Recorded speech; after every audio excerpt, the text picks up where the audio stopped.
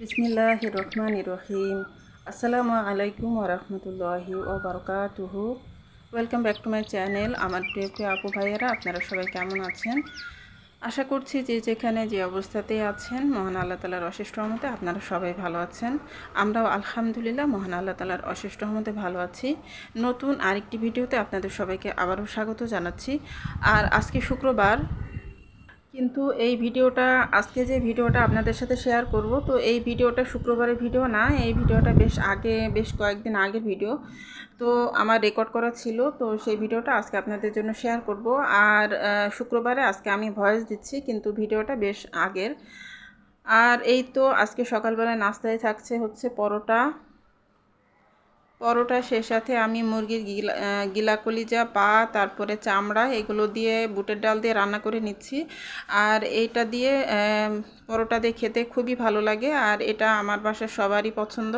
বুটের ডাল দিয়ে মুরগির মাংস দিয়ে, অথবা বুটের ডাল দিয়ে গরুর মাংস, অথবা মুরগির পা, গিলা কলিজা, এগুলো দিয়ে রান্না করে পরোটা দিয়ে কিংবা রুটি দিয়ে যদি খাওয়া হয় খুবই ভালো লাগে। তো আমি নাস্তা তৈরি করার পরে আমরা সবাই মিলে নাস্তা করে নিয়েছি। তো পরের সে অংশগুলো আর রেকর্ড করার কথা আমার মনে ছিল না। তো আসলে অনেক সময় রেকর্ড করতে ভুলে যায়, তো দেখা যায় যে অন্যান্য দিকে ব্যস্ত হয়ে যায়, তখন আর রেকর্ড করা হয় না। তো নাস্তা করার পরে আমি এই যে বিছানার চাদরটা চেঞ্জ করে নিয়ে তারপরে এই চাদরটা বিছিয়ে নিলাম। আর এটা হচ্ছে একটা বাটিকের চাদর। তো এই বাটিকের চাদরটার বয়স কিন্তু 2-3 বছর হয়ে গেছে, কিন্তু কালারটা এখনও ভালো আছে। আর এইগুলোর কালার খুব একটা খুব তাড়াতাড়ি নষ্ট হয় না। তো এখন এই যে আমি রান্নায় চলে এসেছি। দুপুরে রান্নাটা একটু তাড়াতাড়ি করে নিব। আর আজকে আমি রান্না করব হচ্ছে দুপুরবেলা ফ্রায়েড রাইস আর চিকেন কারি। তো গতকালকে আমার মেয়ে অনলাইন থেকে খাবার অর্ডার করেছিল, ফুড পান্ডা থেকে ফ্রায়েড রাইস আর চিকেন কারি অর্ডার করেছিল। তো সেটা খাওয়ার পরে আমার হাজব্যান্ড বলছে যে তাহলে বাসায় তৈরি করো, বাসায় তৈরি করলে সবাই মিলে খাওয়া যাবে। তো আমার হাজব্যান্ডের কাছে আবার ফ্রায়েড রাইসটা অনেক পছন্দ, সে খুবই পছন্দ করে। তো আমার হাজব্যান্ডই বললেন যে আজকে দুপুরবেলা এটাই রান্না করো, এটাই আমরা সবাই মিলে খাবো। তো যাই হোক, এই কারণে আজকে ফ্রায়েড রাইসটাই করব। আর আমি যখন রান্না করি তো এই জাতীয় খাবারগুলো একটু বেশি করেই করি, যাতে করে বাচ্চাদের হয়ে যায় 2 বেলা আর কি খেতে পারে, দুপুরবেলা আর রাতের বেলা 2 বেলা খেতে পারে। না হলে দেখা যাবে যে রাতের বেলা আবারও রান্না করতে হবে, আর রাতের বেলা রান্না করতে তো একদমই ভালো লাগে না। তো এই তো এখন এই যে আমি পোলাও চালটাকে সিদ্ধ করে নিয়েছিলাম। পোলাও চালটা 80% মতো আর কি আমি সিদ্ধ করে নিয়েছি। আর পানির মধ্যে একটু সয়াবিন তেল দিয়ে তারপর সিদ্ধ করেছি, যাতে করে একটার সাথে একটা লেগে না যায়, একটু ঝরঝরা হয়।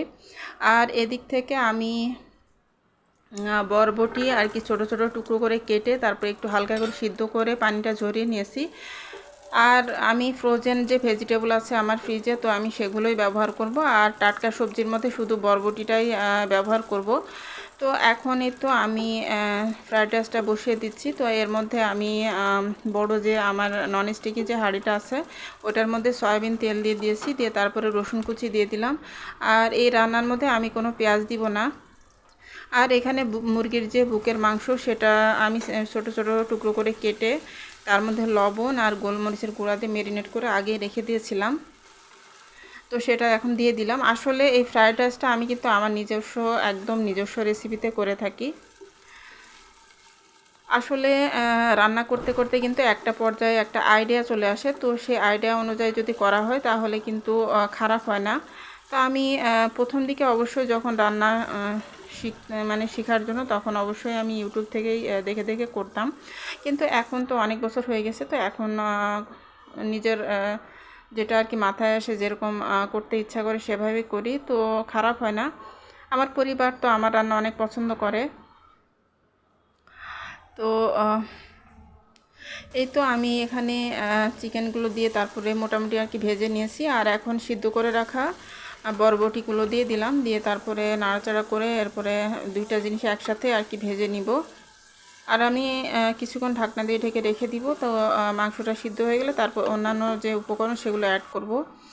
আর এখানে যে আমার ফ্রোজেন যে সবজিগুলো ছিল, এখানে যে বাঁধাকপি আছে, তারপরে ক্যাপসিকাম আর মটরশুঁটি, তো এগুলো আমি দিয়ে দিলাম। আর গাজরও আমার ফ্রোজেন করা আছে, কিন্তু কোথায় যে আছে আমি খুঁজে খুঁজে পেলাম না, হয়তো কোনো কোনার মধ্যে পড়ে আছে, কোনো চিপার মধ্যে পড়ে আছে, তো চোখে পড়লো না। আর তাড়াতাড়ি করছিলাম, সময়ও ছিল না, এই কারণে আর গাজরটা দেয়া হয়নি। তো গাজরটা দিলে কালারটা আরও সুন্দর আসতো, মানে কালারফুল হতো আর কি। তো ফ্রায়েড রাইসটা যদি বিভিন্ন কালারের সবজি দিয়ে করা হয়, যেমন গাজর, টমেটো, লাল ক্যাপসিকাম, হলুদ ক্যাপসিকাম, সবুজ ক্যাপসিকাম, তো এইগুলো দিয়ে যদি করা হয় তাহলে কালারফুল হয়, দেখতে খুবই সুন্দর লাগে আর খেতে অনেক মজা হয়। তো আসলে ঘরে যে উপকরণ ছিল সেগুলো দিয়ে করেছি, আর তাতে কোনো স্বাদের কোনো তারতম্য হয়নি। খেতে মাশাআল্লাহ অনেক বেশি মজা হয়েছিল, আর আমার হাজব্যান্ড তো অনেক পছন্দ করেছিল, যেটা সত্যি কথা আর কি। তো আমার হাজব্যান্ড খুবই তৃপ্তি করে খেয়েছেন মাশাআল্লাহ। তো এটা তো রাতের বেলা আমার বাচ্চারা খেয়েছে, তো রাতের বেলা তো বাচ্চারা খাওয়ার পরে শেষ হয়ে গিয়েছিল, তো উনি তো রাতের বেলা আবার খুঁজতেছিল যে আছে নাকি ফ্রায়েড রাইস, মানে থাকলে সেও মানে রাতের বেলায়ও খেত। তো আমার যেহেতু 3 বাচ্চা আর 3জনই মোটামুটি বড় বড়, তো দেখা যায় যে ওদের বেশ ভালোই লাগে মাশাআল্লাহ। মানে দুপুরবেলা রান্না করার পরে, দুপুরবেলা খাওয়ার পরে আর যা থাকে রাত্রিবেলা ওদের 3 ভাই বোনের আর কি হয়ে যায়। তো আসলে বাচ্চাদের হলেই শান্তি, আর আমরা তো যে কোনো কিছুই খেতে পারি। বাচ্চারা যেহেতু বাচ্চাদের খাওয়া নিয়ে ঝামেলা হয় বেশি, তো ওদের খাবারটা যদি থাকে, রেডি থাকে, তাহলে আর কোনো ঝামেলা থাকে না, কোনো টেনশনও থাকে না। তো যাই হোক, অনেক কথাই বললাম, আর এখানে যে কথা বলতে বলতে আমার ফ্রায়েড রাইসটা রান্না করা হয়ে গেছে। আর কিভাবে রান্না করলাম সেটা তো আপনারা দেখেছেনই। আর মশলাগুলো তো আসলে যার যে পছন্দ মতো মশলা দিলেই হয়। সয়া সস, গোলমরিচের গুঁড়া, আর আমি নুডলসের যে মশলা থাকে সেটাও দিয়েছিলাম। তো এই তো এগুলো দিয়ে আমি করে নিলাম ফ্রায়েড রাইসটা। আর এদিক থেকে আমি চিকেন কারি করব, তো চিকেনগুলোকে আমি একটু ছোট ছোট টুকরো করে কেটেছি, কেটে তারপরে একটু সামান্য লবণ আর মরিচের গুঁড়া দিয়ে মেখে নিয়েছি। আর এখন এই যে আমি সরিষার তেলের মধ্যে চিকেনগুলোকে মোটামুটি আর কি ভেজে নিব। আর আসলে এই চিকেন কারিটাও আমার নিজস্ব রেসিপিতে করেছি। তো এই চিকেন কারিটা এটা কিছুটা মানে চিলি চিকেনের মতো হবে, কিন্তু তারপরও চিলি চিকেনের মতো না, এটা অন্য সিস্টেমে আমি করেছি। তো এভাবে করে আমি চিকেনগুলোকে ভেজে নিয়েছি। আর আমার মেয়ে যে খাবারটা অর্ডার করেছিল, তো ওই চিকেনটা এরকম সাদা সাদা ছিল। ওইটা একটা চিকেন কারি ছিল, আর ওইটা সাদা সাদা ছিল।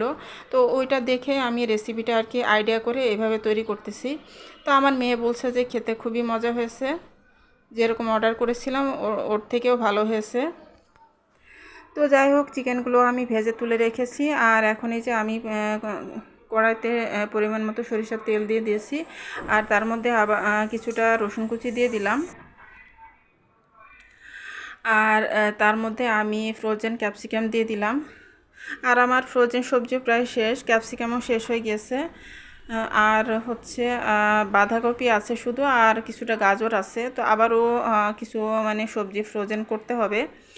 ক্যাপসিকাম, গাজর, তারপরে বাঁধাকপি, এগুলো যদি ফ্রোজেন করা থাকে তাহলে কিন্তু এই টাইপের রান্না করতে একদমই ঝামেলা হয় না। তো কিছুটা পেঁয়াজ কিউব করে আমি এর মধ্যে দিয়ে দিলাম, দিয়ে তারপরে কিছুক্ষণ নাড়াচাড়া করে একটু আদা বাটা, একটু রসুন বাটা দিয়ে দিলাম, দিয়ে তারপরে নাড়াচাড়া করে এই সবজিগুলোকে একসাথে করে কিছুক্ষণ ভেজে নিব।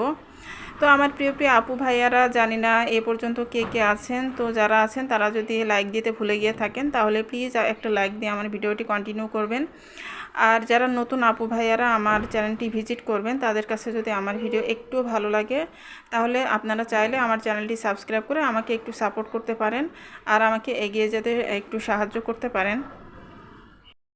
আর এই তো আমি এর মধ্যে একটু অল্প পরিমাণে পানি দিয়ে তারপরে আবার একটু নাড়াচাড়া করে ঢাকনা দিয়ে ঢেকে রেখে দিয়েছিলাম। আর এই তো অনেকটাই পানি উঠেছে, তো তারপরে আমি আবার চিকেনগুলো দিয়ে দিয়েছি। তো চিকেনগুলো দিয়ে তারপরে আমি কিছু কাঁচামরিচ, মানে কাঁচা পাকা মরিচ ফালি করে দিয়ে দিয়েছি। তো সেগুলো দিয়ে তারপরে আমি নাড়াচাড়া করে আবারও ঢাকনা দিয়ে ঢেকে রেখে দিব। আর এটার মধ্যে আমি কোনো শুকনো মরিচের গুঁড়া দিইনি, কারণ শুকনো মরিচের গুঁড়াটা দিলে আর এই সাদা সাদা কালারটা থাকবে না। তো এই কারণে শুকনো মরিচের গুঁড়াটা দিইনি, আমি একটু বেশি করে কাঁচামরিচ ফালি দিয়ে দিয়েছি। তো কাঁচামরিচেরই ঝাল যেটা বের হবে সেটাতেই হয়ে যাবে। আর এখন এই যে আমি একটু টমেটো সস দিয়ে দিলাম। তো তো এটা আমার সম্পূর্ণ নিজস্ব রেসিপিতে, কিন্তু খেতে অনেক মজা হয়েছিল। আর আমার হাজব্যান্ডের আবার চিলি চিকেনটা পছন্দ না, তো আমি যখনই চিলি চিকেন করি তখনই সে পছন্দ করে না, কিন্তু আজকের এই চিকেন কারিটা আবার অনেক বেশি পছন্দ করেছিল। তো ফ্রায়েড রাইস দিয়ে চিকেন কারিতে মানে অনেক পছন্দ করে খেয়েছেন। আর রাত পর্যন্ত আসলে সবার হয়নি, তো যাই হোক, এরপরে ভাবছি যে আবারও এইভাবে করব। তো এর মাঝে আমি মানে সয়া সসটাও দিয়ে দিয়েছি। তো এই তো মশলাপাতি এগুলোই, আর তেমন কোনো মশলা নেই। আর এ পর্যায়ে আমি কর্নফ্লাওয়ার একটু বেশি করে পানি দিয়ে, এক বাটি পানির মধ্যে 2 চা চামচের মতো হবে কর্নফ্লাওয়ার গুলিয়ে তারপরে এখন দিয়ে দিলাম। তো কর্নফ্লাওয়ার গুলিয়ে তারপরে দিয়ে আমি ঢাকনা দিয়ে ঢেকে এরপরে রেখে দিব। আর এই পানিতেই রান্নাটা হয়ে যাবে। তো আমি একটু গ্রেভিটা ঘনই রাখবো, মানে বেশি টানিয়ে ফেলবো না, মানে বেশি শুকনো শুকনো করবো না, একটু ঘন ঘন মানে গ্রেভি থাকা অবস্থাতে নামিয়ে ফেলবো। তো এই তো আমার চিকেন কারি রান্নাটা হয়ে গেছে। আর এরকমই আমি ঝোল রাখবো, একটু ঝোল ঝোল, মানে একটু গ্রেভি এরকম ঘন ঘনই রাখবো। তো একটু ঝোল ঝোল না থাকলেও আবার খাওয়া মানে ভালো লাগবে না, বেশি শুকনো শুকনো করলেও ভালো লাগবে না, যেহেতু এটা চিকেন কারি। তো যাই হোক, এই তো আমার রান্না হয়ে গেছে। আর এই তো এখন এই যে আমি একটা সার্ভিং ডিশ সার্ভ করে নিব। তো এই তো আমার আজকে এগুলোই ছিল রান্না বান্না। তো মাশাআল্লাহ অনেক মজার একটা রান্না ছিল। আর এই ফ্রায়েড রাইস আর চিকেন কারি হলে তো বাচ্চাদের আর কিছুই লাগে না, তো ওদের বারবার করে দিলে বারবার করেই ওরা খেতে পারবে। ওরা তো এই ধরনের খাবারই পছন্দ করে। নর্মাল ভাত তরকারি তো ওরা পছন্দ করে না। তো নর্মাল ভাত তরকারি অবশ্য আমরা পছন্দ করি, কিন্তু বাচ্চাদের পছন্দ আর আমাদের পছন্দ তো আর এক না। তো যাই হোক, এটা এভাবেই চিন্তা করছি যে আবারও আরেকদিন করব। তো এই তো আমি একটু লাল লাল যে মরিচ থাকে সে মরিচ মাঝখান থেকে ফালি করে তারপরে একটু ডেকোরেশন করে এরপরে একটু সাজিয়ে নিয়েছি, নিয়ে তারপরে রেকর্ড করে নিচ্ছি। তো রেকর্ড করার পরে আমার হাজব্যান্ডকে খেতে দিয়ে দিব। তো আমার হাজব্যান্ড খেয়ে চলে যাবেন, তারপরে আমিও আমার কাজকর্ম যা আছে সেগুলো শেষ করব। শেষ করে তারপরে শাওয়ার নিয়ে নামাজ আদায় করে এসে তারপরে খাবো। তো ওই দিন আসলে শুক্রবার ছিল না, যেদিন আমি রান্না করেছিলাম ওই দিন সম্ভবত শনিবার ছিল। তো যাই হোক, এটা বেশ মনে হয় 1 সপ্তাহ আগের ভিডিও হবে। তো এর মাঝে আসলে দেওয়ার মতন টাইমই পাইনি। তো যাই হোক, আজকে শেয়ার করলাম আপনাদের কাছে। তো কেমন হয়েছে আমার রান্না আপনারা প্লিজ কমেন্টের মাধ্যমে জানাবেন। তো আজকে অবশ্য আবহাওয়াটা খুবই ভালো। আজকে শুক্রবার, তো শুক্রবারের আবহাওয়াটা খুবই ভালো, মানে খুব সুন্দর রোদ উঠেছে। আর সেই সাথে অনেক বাতাস, মানে একদম ঝড়ের মতো বাতাস। তো বাতাসে সব কিছু মনে হয় যেন উড়িয়ে নিয়ে যায়, তো এরকম আর কি, অনেক সুন্দর বাতাস। তো আবহাওয়াটা অনেক সুন্দর। তো শোনা যাচ্ছে যে আবারও নাকি ঘূর্ণিঝড় আসবে। আর ঘূর্ণিঝড় যখন আসে তখন তো ঝড় বৃষ্টি অনেক মানে 2-3 দিন ধরে একটানা হয়। তো যাই হোক, দেখা যাক কি হয়। আর এই তো আমার হাজব্যান্ড খেয়ে নিয়েছেন, আর এখন এই যে আমি খেতে বসেছি। তো এখন এই যে আমি খেয়ে নিব।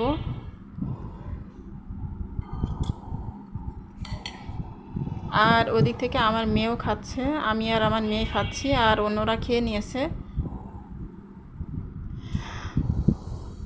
তো এই তো আমি এখন খেয়ে নিচ্ছি, আর খেতে খেতে আপনাদের কাছ থেকে বিদায় নিয়ে নিব। তো আমার প্রিয় প্রিয় আপু ভাইয়ারা, আপনারা সবাই ভালো থাকবেন, সুস্থ থাকবেন, আর সবাই সবার জন্য দোয়া করব, আর সবাই সবাইকে সাপোর্ট করব।